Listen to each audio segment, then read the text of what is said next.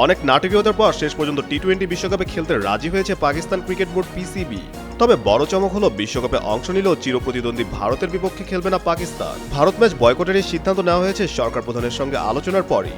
রোববার 1 ফেব্রুয়ারি এক বিবৃতিতে পাকিস্তান সরকার জানায় আইসিসি টি-20 বিশ্বকাপ 2026-এ পাকিস্তান দল অংশ নেবে। তবে 15 ফেব্রুয়ারি ভারতের বিপক্ষে নির্ধারিত ম্যাচে পাকিস্তান মাঠে নামবে না।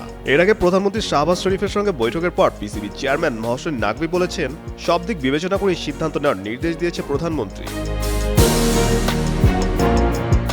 আগামী শনিবার 7 ফেব্রুয়ারি থেকে শুরু হতে যাচ্ছে টি-20 বিশ্বকাপ। নিরাপত্তার শঙ্কায় ভারতের মাটিতে খেলতে না যাওয়ায় বাংলাদেশকে বিশ্বকাপ থেকে বাদ দিয়েছে আইসিসি। এই ইস্যু থেকে শুরু থেকে বাংলাদেশের পাশে ছিল পাকিস্তান। এমনকি আইসিসির ভোটাভুটিতে একমাত্র পাকিস্তানি বাংলাদেশের পক্ষে ভোট দেয়। শুধু তাই নয়, বাংলাদেশের সমর্থনে পুরো বিশ্বকাপ বয়কটের কথাও ভেবেছিল পাকিস্তান। তবে তাতে আইসিসির কঠোর শাস্তির ঝুঁকি থাকায় শেষ পর্যন্ত বিশ্বকাপ খেললেও ভারতের বিপক্ষে ম্যাচ না খেলার পথ বেছে নিয়েছে পিসিবি।